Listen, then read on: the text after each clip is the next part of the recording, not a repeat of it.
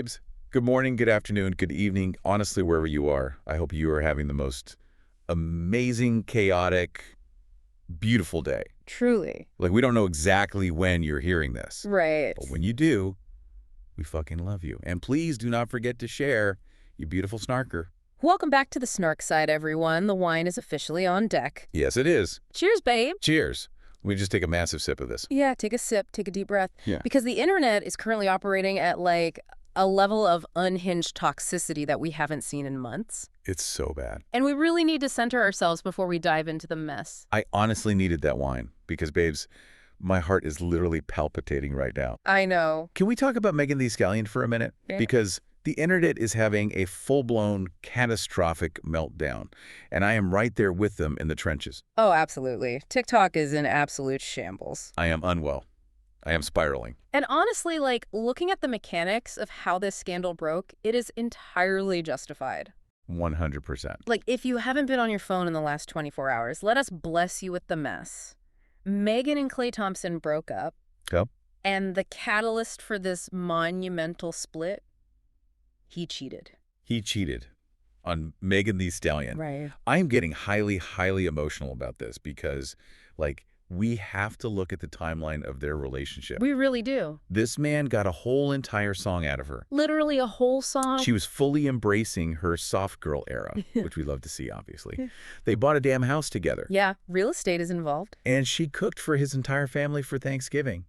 Do you know the sheer overwhelming stress of cooking a turkey for your own family, let alone an NBA player's entire extended bloodline? It's a logistical nightmare. It really is. And he named a boat after her.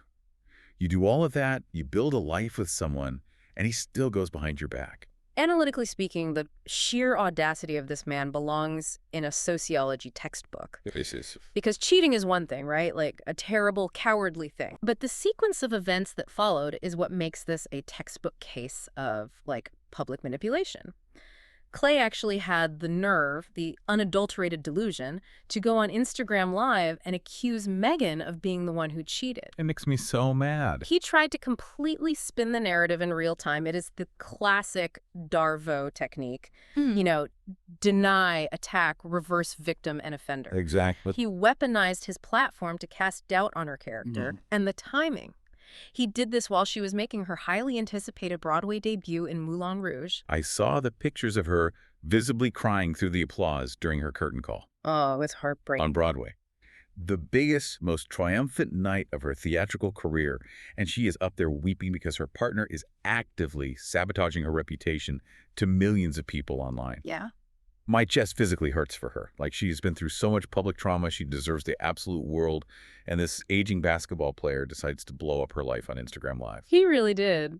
TikTok is ready to fight. I was scrolling earlier, and the fans are not just mad, they are demanding blood. Oh, the fan theories are wild. One comment demanded 20 lashes for every man. Oh, my God. Another one said they need his other ACL on their desk by 9 a.m. Monday morning. The Snark squad is ruthless. The creativity of the internet when it is mobilized for vengeance is genuinely unparalleled. It is an art form. I saw one comment that said, double the punishment for every light-skinned basketball player in Minecraft. Ah, Cap. They are officially calling it the fumble of the century. But here is my slight pushback on the broader narrative we're seeing online right now. Okay, what is it? Yes, it's a tragedy for Megan. But why do we, like, as a society, still romanticize women doing absolute back-breaking charity work for these men? Oh, that is a good point. Like cooking a massive Thanksgiving dinner for an entire family you aren't married into. Yeah. Why are goddesses lowering themselves to act as unpaid caterers for a man who is statistically likely to humiliate them publicly? It's the delusion of love.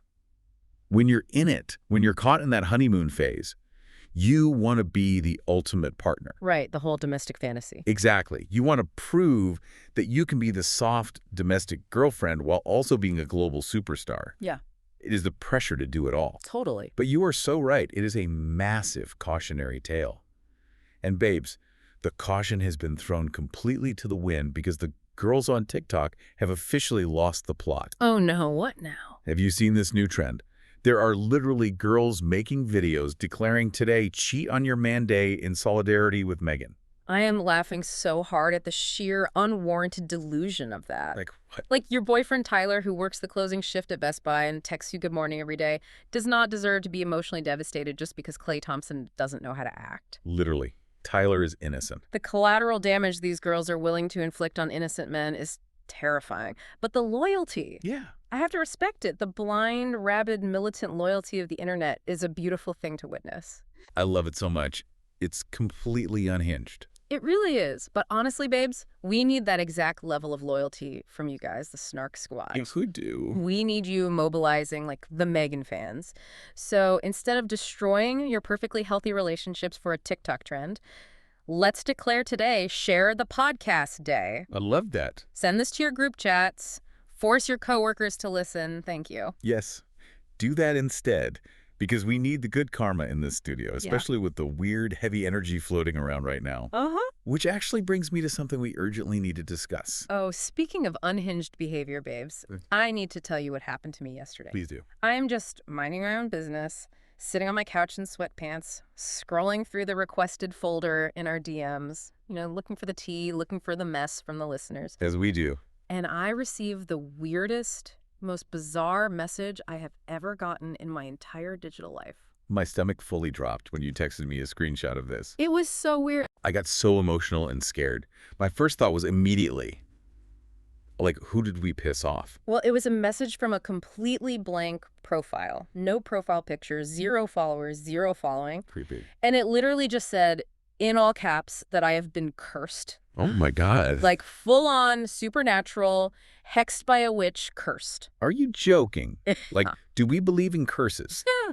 Because I am slightly concerned. I mean, I'm not. I immediately started Googling how to cleanse an aura, how to smudge a podcast studio with sage without setting off the fire alarms. Typical.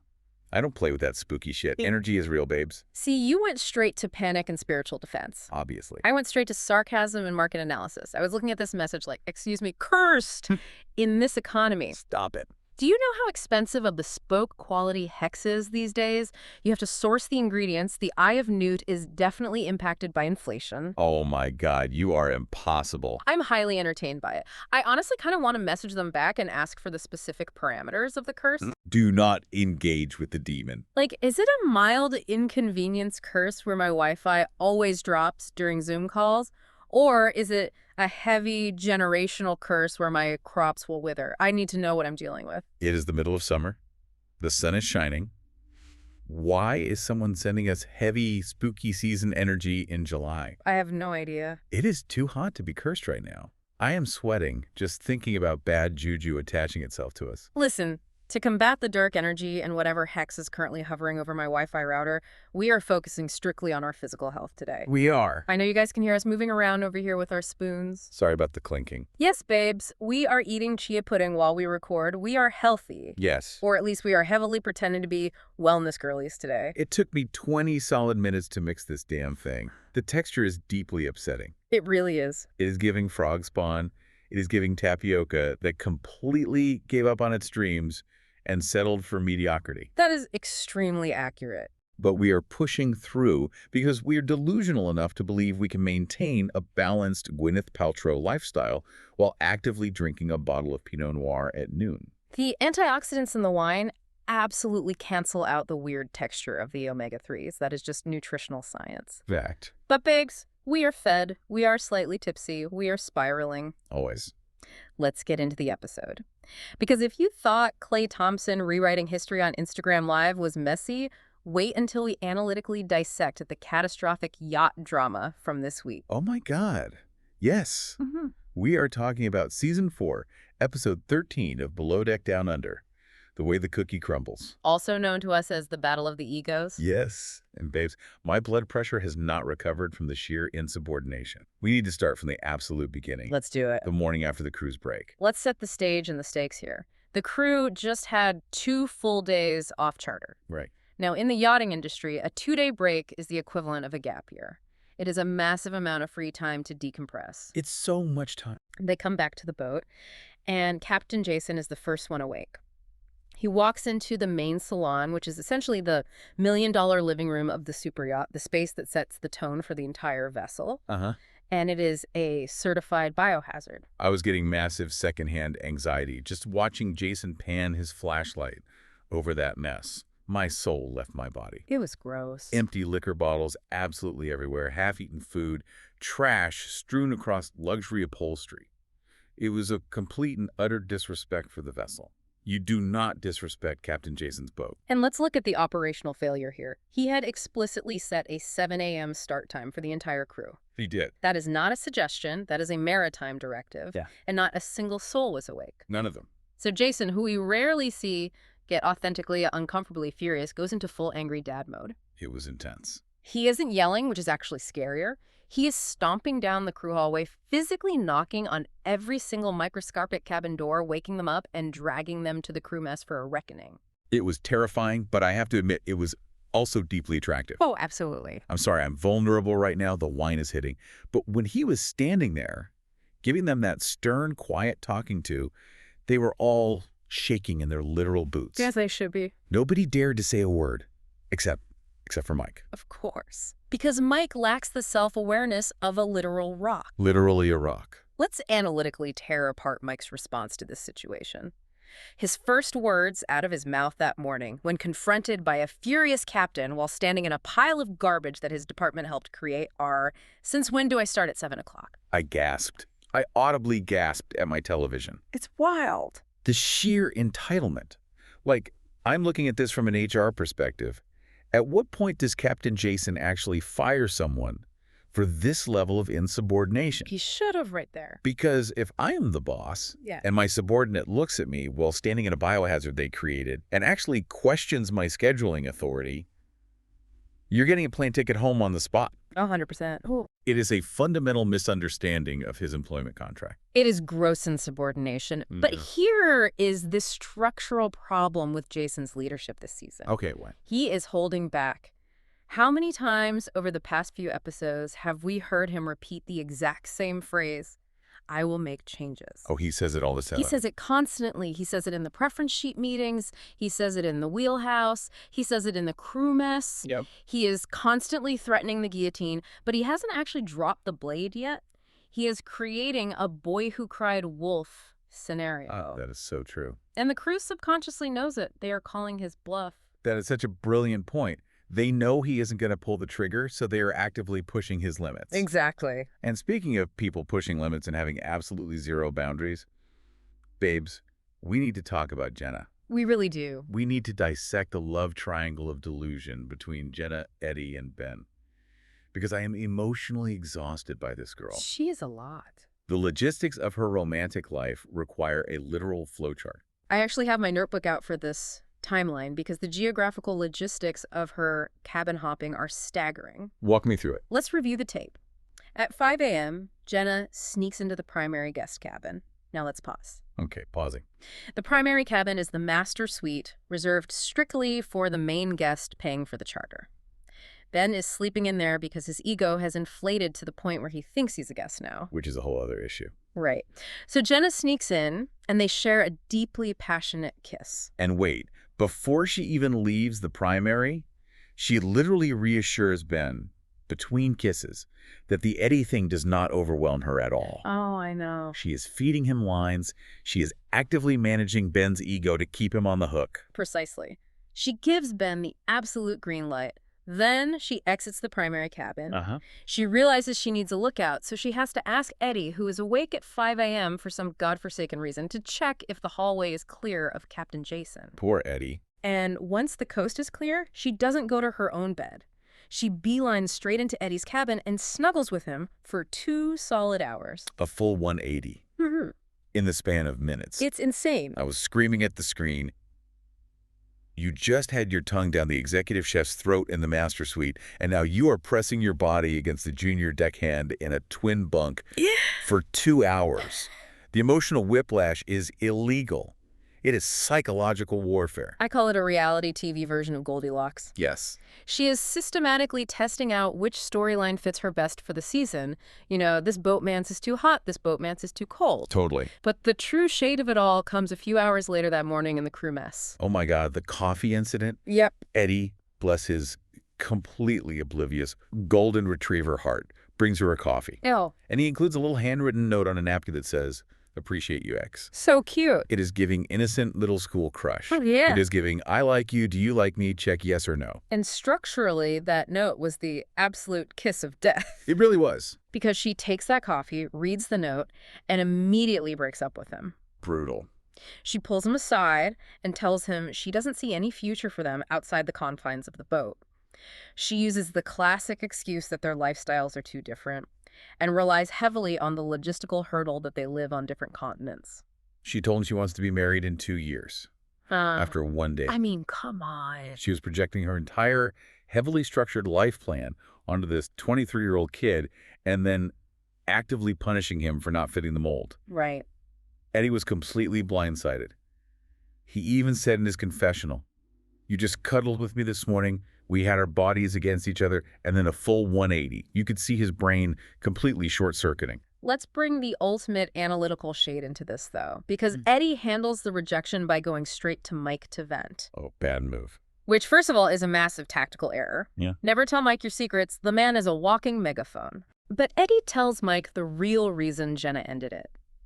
According to Eddie, behind closed doors, Jenna claimed he couldn't afford her luxurious lifestyle. The gasp I let out when he said that, it echoed through my apartment. It is a staggering mischaracterization of Eddie, but it sounds entirely like projection on Jenna's part. Oh, absolutely. Let's be deeply analytical here. Jenna's type is clearly not a young, green, entry-level deckhand-making base salary. No. Her type is rich, older men. She has never hidden the fact that she wants an established partner who can fund a very specific, high-end lifestyle. Right. Eddie is not that. Ben, however, fits that demographic perfectly. He's older, he's a reality TV franchise legend, he supposedly has massive off-camera wealth from his catering business. Oh, I see where you're going. She didn't dump Eddie because of continence. She dumped Eddie because his current bank account doesn't match her 5-year vision board. Boom. Read her to filth. You hit the nail on the head. Thank you. And then, the absolute nerve of her, she runs straight to Daisy to vent about how Eddie's love bombing is just too much to handle. Love bombing. He bought you a coffee, Jenna. He wrote, "Appreciate you" on a napkin. That is not love bombing. That is basic, entry-level human decency. Exactly. She had the audacity to say on the after show that she had a huge amount of guilt, but in the very next breath, admitted she wanted to see where things with Ben went. She was using Eddie as a temporary placeholder until Ben gave her the time of day. Absolutely. She secured the backup before dumping the primary. Oh, so messy. And Daisy naturally reassures Jenna that she did the right thing, because Boatmances warp reality, and in the high-stress environment of a super yacht, logic completely degrades. It really does. Which actually leads us perfectly into the next disaster. We need to talk about Daisy's absolute management breakdown with Mike, Alicia, and Ellie. Daisy's interior department is currently in the trenches. It is fully, unequivocally on fire. Let's look at the sit-down Daisy attempts to have with Mike and Alicia. Okay. Daisy pulls them into the crew mess and tells them point blank that they need to drop their egos and get their shit together. She is trying to assert authority. Yeah, she is. And Mike, defensive and abrasive as always, immediately demands specifics. He wants a bulleted, itemized list of his professional failures. Which Daisy proceeds to give him. She rattles off like 3 different things he dropped the ball on. Right. But Alicia, oh my God. Alicia sent me into a blind, shaking rage. She took zero accountability. None. In her confessional, she is acting like this total victim, completely blaming Mike for putting her on the chopping block. She says he doesn't want direction, he doesn't want to clean, he's impossible to work with. Yeah. Like, girl, look in the mirror. You are fighting with him constantly. You are half the equation of this toxic dynamic. And watch what happens the absolute second Daisy leaves the room. What does Mike say to Alicia? Oh, I know this. He says, "Let's not worry about it, let's just move on from it." Which, translated from Mike's speak, means let's completely ignore everything our boss just said, invalidate her authority, and change absolutely nothing about our toxic behavior. Exactly. It is a complete dismissal. Yeah. But babes, as much as Mike and Alicia are failing at their jobs, the true villain of the interior department right now is Ellie. Oh, Ellie. I need to talk about the health code violations because I am still nauseous. It was gross. Ellie is working in the galley doing prep work, and she has these Massively long, visibly unwashed hair extensions literally flopping all over the food wraps. It was a walking biohazard. Nasty. Those extensions were dragging across the stainless steel prep station where food is plated for billionaires. Let's look at the physics of it, right? Hair sheds. Yes. If a health department inspector saw that raw footage, they would shut the vessel down instantly. It's nasty. It shows a complete disregard for five-star standards. Where are the hair ties? Where is the hygiene? It is a galley, not a runway. Seriously. And while she is actively contaminating the lunch service with her split ends, she's busy plotting against Joelle. Of course she is. She looks out the galley window, sees Joelle innocently flirting with Daisy in the crew mess, which we will absolutely get to later, and she runs straight to Ben to complain about it. She calls Joelle a pathetic, manipulative trash can and categorizes his casual flirting as low-life behavior. Because they kissed once. Yeah. They had one drunken kiss weeks ago. The disproportionate outrage is fascinating to study. They shared one kiss, and Ellie is acting like Joam filed for a contested divorce and took the golden retriever. Literally. But let's pull back and critique Daisy's leadership overarching this entire mess. Okay, let's do it. Because, yes, her team is objectively a disaster. But has Daisy actually managed them effectively this season? What do you mean? I just said she sat them down and gave them the riot act. She sat them down now. But if we look at the entire first half of the season, what was her management style? I mean, It was completely laissez-faire. She threw her hands up and told the stews to figure out their own hierarchy. that is true. She refused to intervene when the interpersonal conflict started. She created a power vacuum. Now suddenly the boat is getting trashed. Captain Jason is breathing down her neck, threatening changes, and she snaps. She expects them to read her mind. She's been aggressively hostile in her delivery lately. We have to ask, is she actually managing them proactively, or is she just complaining that they aren't managing themselves? Okay, wait. I hate that you're making so much sense right now. I usually do. That is a really valid analytical point. I'm a massive Daisy apologist. You know this. I ride for her at dawn. I know. But you're right. If we look at the mechanics of running an interior, she could have put one of them in laundry full-time to separate them. Exactly. She could have adjusted their shift schedules to minimize their physical overlap so they stop fighting in the pantry. But she didn't do the logistical work. She just yelled at them to stop having egos. Right. That hurts my heart to admit, but you're right. She's failing as a manager right now. Management is proactive, not just reactive. You have to anticipate the collapse before it happens. So true. Which is a lesson our executive chef, Ben, also desperately needs to learn. Oh, God, Ben. This brings us to the most chaotic part of the episode. The galley games. Ben versus the guests. And Ben versus Daisy. Oh, my God. I need another sip of wine for this. Take a sip. The Arizona co-primaries. This group of 8 friends who chartered the boat. Right. Joanna's celebrating her birthday, and she is set up from the jump as this notoriously finicky, impossible-to-please matriarch. She literally says in her intro video, and I quote, "I'm not really tolerant of mediocre food." That is a nightmare sentence for any yacht chef. It means they are hypercritical and looking for flaws. Obviously. But Daisy, trying to actually be proactive for once, goes to Ben and suggests a strategy. She tells him to take time in the morning to plan the menu, or at the very least physically go out and talk to the primary guest so he isn't trying to think on the fly during service. Such good advice. And Ben completely shuts her down. He claims he can't plan ahead because guests are unpredictable. Which, sure, fine, they change their minds, but then he completely ignores the holy grail of yachting, the preference sheet. Yeah, you don't ignore that. Joanna explicitly, in writing, requested a vanilla essence cake with ice cream for her birthday dessert. It is simple. It is elegant. What does Ben decide to make? A dense, rich chocolate mousse cheesecake. Why? It boils down to culinary arrogance. Pure, unadulterated chef ego. Yep.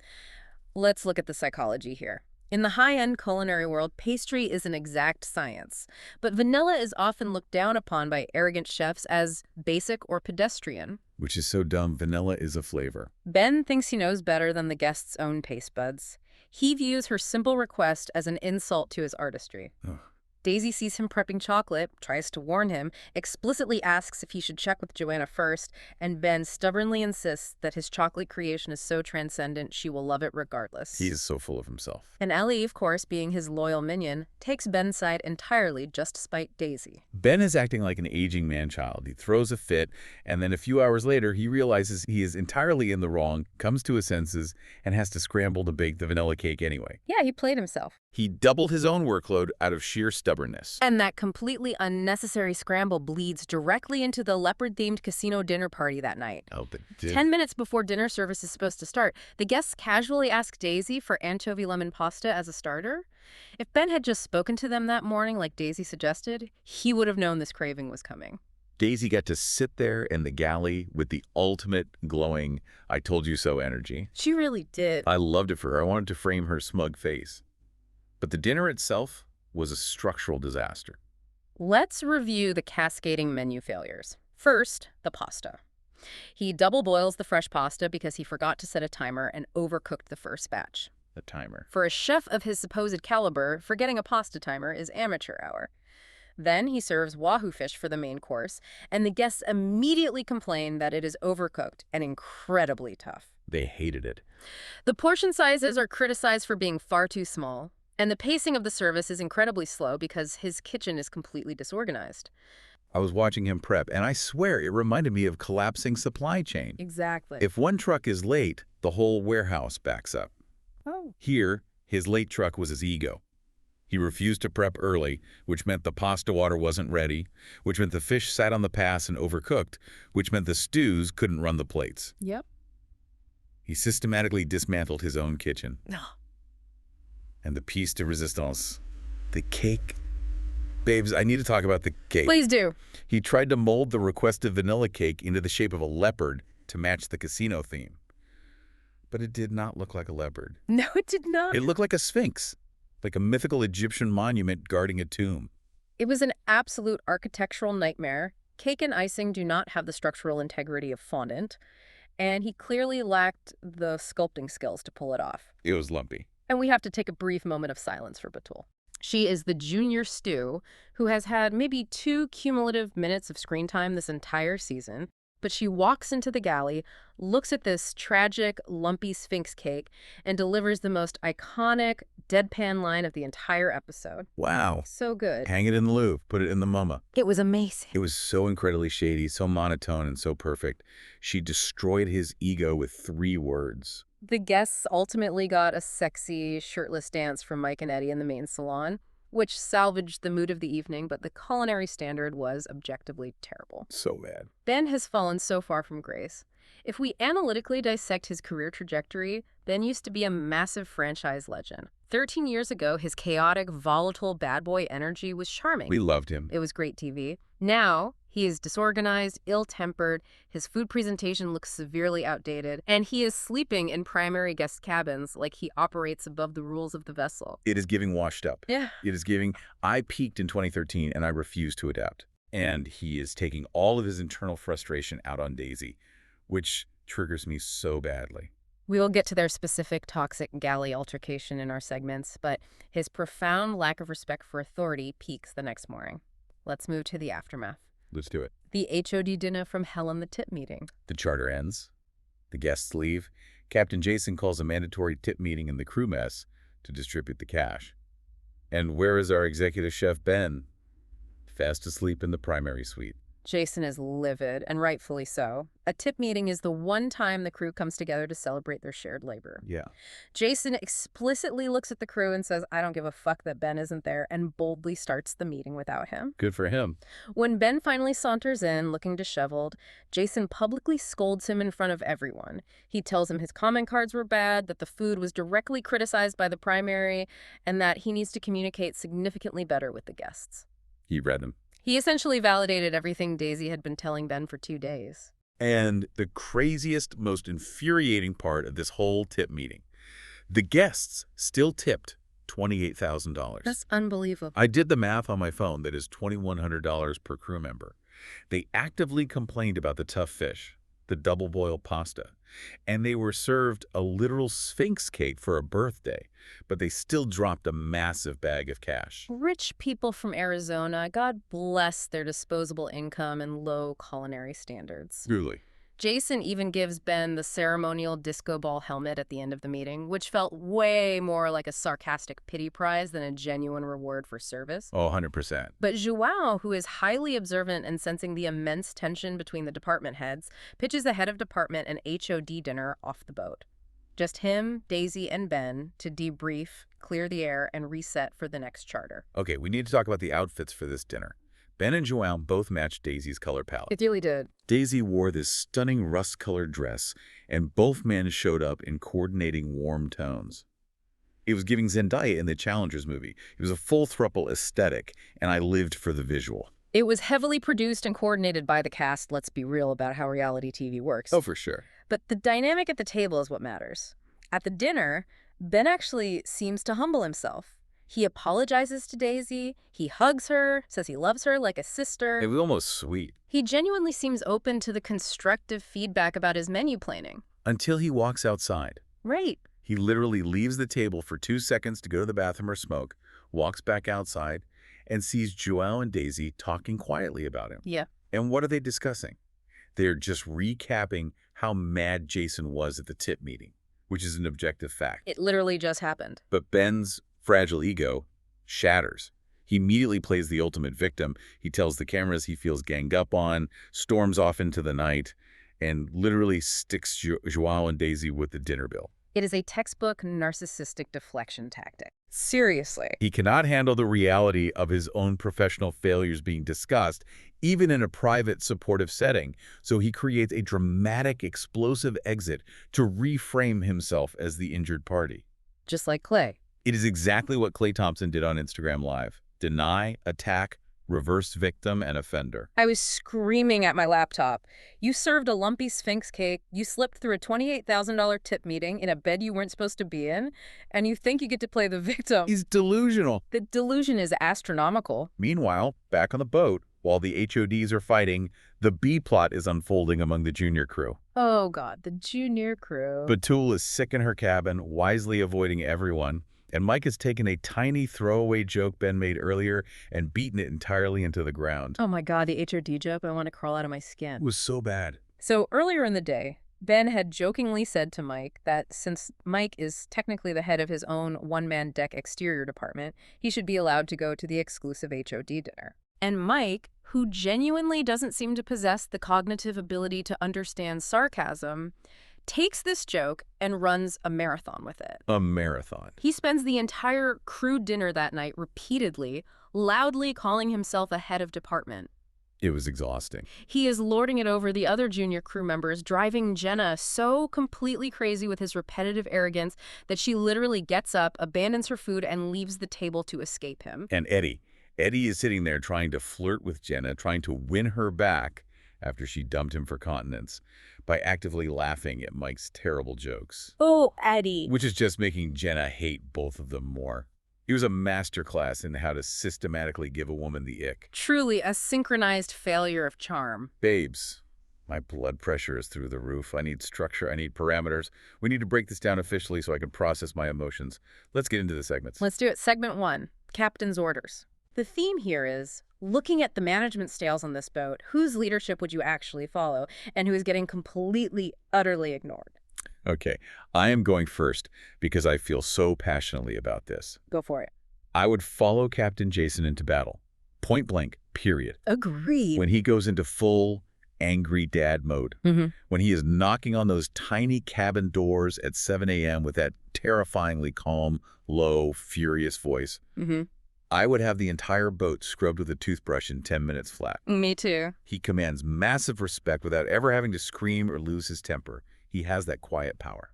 I agree. Jason has the physical presence and the baseline authority, but let's look at the tragedy of Daisy's leadership this season. Let's look at it. Because analytically speaking, if you look at the raw data of her commands, Daisy is giving all the right orders. She is. Everything she says makes logical sense. She told Ben to talk to the guests about their preferences. She was right. Yep. She told Ben not to make a dense chocolate cake for a specific vanilla request. She was right. She sat Mike and Alicia down and told them to stop fighting in front of guests and check their egos. She was right. She was right about everything. But she is being completely systemically ignored by every single person in her department and in the galley. It is heartbreaking to watch. Why is no one listening to her? Yeah. She is the Chief Stew. Because her delivery has been entirely poisoned by her own pent-up frustration. Oh. As we discussed, she spent the first half of the season being totally hands-off, letting the resentment and bad habits build up. Yeah, that's true. Now, when she finally tries to manage, her delivery is overly hostile, she's micromanaging tiny details, and she comes across to the crew as nagging rather than leading. That makes sense. Which brings up an important philosophical pushback question for you. If nobody is listening to your orders, if your team is actively defying you, are you still actually the captain of your department? Oof, that hurts. That really, really hurts my soul. It's a tough question. Because legally, on the boat's manifest, yes. Yeah. But practically, in reality, no. She has completely lost the locker room. She really has. Ben physically swats her away like a fly. Yeah. Mike mockingly asks for bullet points of his flaws just to stall her. Alicia rolls her eyes and plays victim. Ellie actively plots to destroy her authority with the chef. She has the title of Chief Stew, but she wields zero actual authority right now. It's a fundamental leadership crisis. Exactly. A title doesn't grant respect, actions do. Yeah. Let's move to segment 2, Deck Disaster Scale. Let's go. We are rating the level of chaos on this episode from a mild annoying mess to a full-blown sirens blaring maritime emergency. Okay, what is your mild mess? Give me the baseline. My mild mess is Mike's relentless I'm a head of department joke at the crew dinner. Oh my God, yes. It was excruciating. It ranks as a mild mess because fundamentally it doesn't actually affect the safety of the boat or the guest experience. It is just a sad, pathetic delusion of grandeur. So true. It's just annoying enough to ruin the vibe of the crew dinner and make Jenna leave the table, but it's not a crisis that requires intervention. It's just Mike proving, once again, that he lacks basic social calibration and cannot read a room. He is a walking, talking ick. But okay, my full-blown emergency. What is it? It has to be Ben. Ben's entire existence in the galley right now is a code red, abandoned ship emergency. Walk me through the specific charges. Build the case. Gladly. I have the receipts. Charge 1, actively ignoring the written preference sheets to make a chocolate cake out of sheer, unadulterated ego. Guilty. Charge 2, forgetting a basic timer for fresh pasta and having to double boil it 10 minutes before a VIP dinner service. Guilty. Charge 3, molding a birthday cake into a terrifying sphinx instead of a leopard. Guilty again. Charge 4, sleeping through a $28,000 tip meeting in the primary suite. The man is a walking liability to the charter company. Let's use an analogy here to really drive home how bad his operation is. Okay. Ben's galley workflow right now is directly comparable to a chaotic, understaffed fast food drive-thru at 3 a.m. after the bars close. Oh. There is unnecessary yelling, there is massive confusion, the custom orders are completely wrong, the fries are cold, and the shift manager is asleep in the back office. That is so accurate. It is totally devoid of the high-end, super yacht standards they are charging for. It's a structural disaster. A 3 a.m. drive-thru. That is exactly what it feels like. He is serving late-night McDoubles on fine china. Segment 3. Service with a side of drama. Ooh, my favorite. This is where we analyze the details. What moment in this episode should have been incredibly simple, standard hospitality, but turned into absolute unhinged chaos? Oh, this is easy. The incident. The cookie debacle. It will go down in below-deck history. Break down the mechanics of the breakdown. Okay, so picture this. The guests are sitting on the aft deck having breakfast. Simple, lovely, peaceful. Right. They casually mentioned to Daisy that later in the day, they would absolutely love some homemade cookies. It was a super standard yacht request. Very normal. Daisy, doing her job as Chief Stew, walks into the galley to relay this incredibly simple, harmless request to Ben. And Ben, who is currently on a 15-minute break, drinking coffee and gossiping with his loyal minion Ellie, throws a complete, disproportionate tantrum. A full toddler tantrum.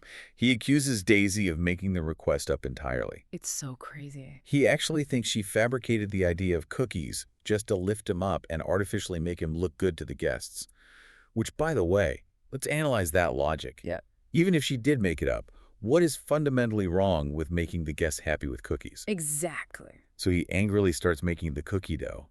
bitching and moaning and slamming bowls the entire time. And then when Daisy can't give him an exact down-to-the-minute timestamp of exactly when the guests will want to consume these casual cookies, his ego snaps. This is the part that made me see red. I wanted to break my television. Yeah, this was bad. He literally swats his hand at her, Ugh. physically shooing her, and whistles at her to get out of the galley. He whistled at her, like a stray dog. It was visceral. It was deeply uncomfortable to watch. I am appalled by the blatant misogyny of it. You do not whistle at a human being. No, you don't. You do not whistle at a woman who is simply doing her job. You do not swat at a woman who outranks you in the interior hierarchy. It was so profoundly disrespectful, I wanted to jump through the screen and dump the raw cookie dough on his head. The underlying lack of respect is staggering, and it speaks to how he views women in the workplace. It really does. But let's look at the absolute delicious irony of how this specific situation played out. Let's do it.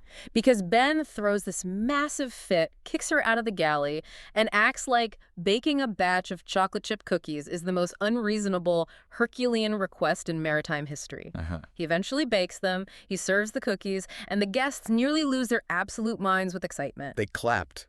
They literally applauded the cookies. They were thrilled. They couldn't stop raving about them, proving definitively that Daisy was 100% correct in her read of the guests' desires, and Ben was 100% wrong in his arrogant resistance. Such a win for Daisy. I really, truly relished Daisy getting her moment in the confessional to just look at the camera and say, "I told you so." It was a quiet victory, but an essential one for her sanity. She won the war of the cookies. But at what cost to her dignity? That whistle will haunt my nightmares. Let's evaluate the interpersonal relationships that are causing all this friction on the boat. Segment 4, crew chemistry check. Ooh, yes. Who has real, palpable chemistry and who is forcing it for camera time? Forced chemistry. Number 1 with a bullet. The most forced dynamic I have ever seen on Bravo, Jenna and Eddie. Unbelievably forced. I am still screaming about this timeline. They went from intensely making out in his bunk, bodies pressed together, hiding from the captain, to Jenna sitting him down a mere 4 hours later and claiming they have zero romantic future because of continence. The whiplash is unprecedented in reality TV history. It was entirely forced by Eddie's naive delusion and Jenna's utter boredom. She needed a storyline until Ben was available. Yep. And my second vote for forced chemistry, Ben and Ellie in the galley. That is an excellent analytical poll. Let's look closely at that alliance. Ben and Ellie do not have genuine friendship chemistry or mutual professional respect. They don't. Their entire dynamic is a textbook trauma bond forged entirely in the fires of their mutual annoyance with Daisy. Exactly. Ellie hates Daisy because Daisy actually expects her to do her job and clean, and Ben hates Daisy because Daisy actually expects him to meet a 5-star standard. They are bonding exclusively over their shared insubordination. Yes, you nailed it. They are exactly like the mean girls in the high school cafeteria plotting against the hall monitor. It is fake. It is an alliance of convenience. Now let's contrast that and look at real chemistry. Because despite Ellie jealously calling it low-life behavior, the chemistry between Daisy and João in the crew mess is absolutely undeniable. The banter was flying. The eye contact was piercing. The sexual tension was palpable through the screen. And if we look analytically at João's actions regarding that dinner, why did he really pitch the head of department dinner? He framed it to Jason as a professional reset for the three of them to clear the air. But in reality, João pitched that dinner so he could essentially go on a sanctioned, company-paid dinner date with Daisy off the boat. Oh my God. He just used Ben as a necessary, temporary chaperone. Oh my God. The matching outfits make so much sense now. He was fully peacocking for her. He really was. But wait, here's my pushback on this romance. Right. Are Daisy and João actually into each other romantically? I mean, I think so. Or are they just trauma bonding over how incredibly bad their respective crews are? Because João's deckhands are a mess, Daisy's stews are a mess. That's a fair point. Are they falling in love, or are they just finding the only other competent, stressed-out adult on the boat to complain to? Is it romance, or is it just shared workplace trauma? That is the million-dollar psychological question of the season. I think it absolutely starts as a trauma bond, the classic, we are the only sane people left in the asylum dynamic. Yeah, exactly. But extreme proximity, shared stress, and isolation often bleed very quickly into genuine attraction on these boats. The lines blur. We will have to see how it plays out once the chaperone Ben inevitably self-destructs and is completely out of the picture. Babes, I cannot wait. This season is delivering on every single possible level. My voice is literally hoarse from screaming about these people. I think we have successfully forensically unpacked the madness. We really have. Babes, Snark Squad, thank you so much for hanging out with us today, for drinking wine with us, for eating this weird frog spawn textured chia pudding with us. We love you so much. You are our people. And remember, today is officially Share the Podcast Day. So be a loyal, unhinged friend like the Megan Thee Stallion fans. Send this episode to your group chat, rate us 5 stars, write a messy review, and spread the snark to the masses. Exactly. Because, babes, think about this wild journey we just went on together. We started this episode screaming about internet chaos, cheating basketball players, and weird, spooky curses dropping into our DMs, and we somehow ended up fully, deeply invested in Sphinx cakes, galley tantrums, and super yacht drama, as we always do. As we always do. It is the beautiful, chaotic circle of life on the Snark side. It truly is. But before we sign off, I want to drop a final analytical bomb for you to chew on this week. Ooh, lay it on us. Think about this overarching shift in pop culture. We used to absolutely love Ben's chaotic, screaming, bad boy chef energy 13 years ago. He was the road beloved star of Bravo. We love the drama. But our old school reality stars like him fundamentally incapable of surviving in today's modern reality TV landscape.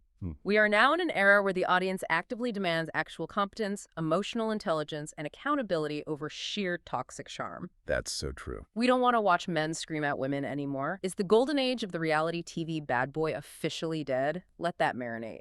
Ooh. I have literal chills.